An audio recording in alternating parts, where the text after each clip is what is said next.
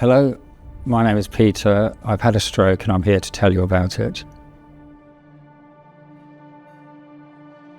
When I had my stroke, I was running my own small publishing company and working part-time for a local university.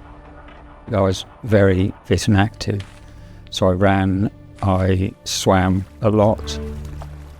The stroke came out of the blue and was a complete mystery for a long time. That's why I've had it.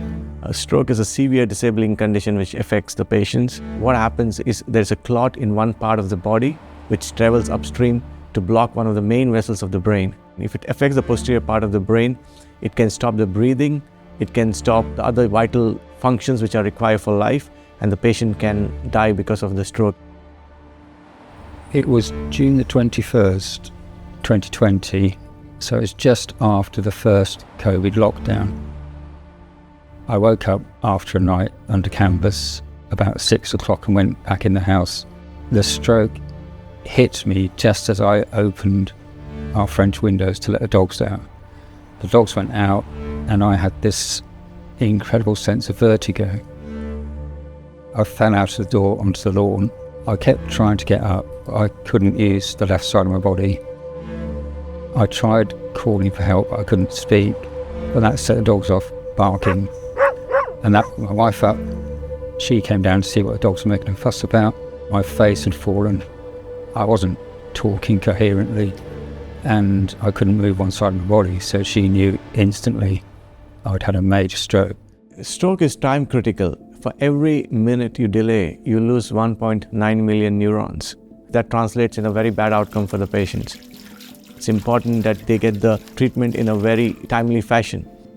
The treatments are in two forms. One is intravenous thrombolysis, where a clot-busting drug is given from the patient's vein, but in some extreme or the severe stroke cases, it doesn't really work. The more recent form of treatment called as thrombectomy, where the clot is mechanically removed from the brain by using suction or a stent-like device. The brain can refunction because once you open up the blockage. So Mr. Hooper, he did come with a large vessel stroke. He did come with a very severe stroke. He came into the hospital. He had paralysis and speech was affected. He couldn't remember anything. I don't remember much of that state. I remember the ambulance crew arriving. I don't really remember anything in the hospital, except somebody leaning over me and saying, "You've had a stroke, we're going to operate." It's a good result. We got a captain position.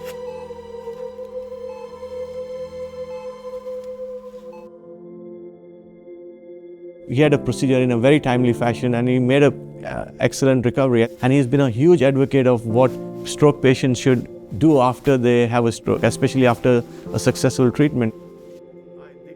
But I've been incredibly lucky. I'm back swimming all year round and running up to half marathon distance and cycling in North Wales, so it's hilly.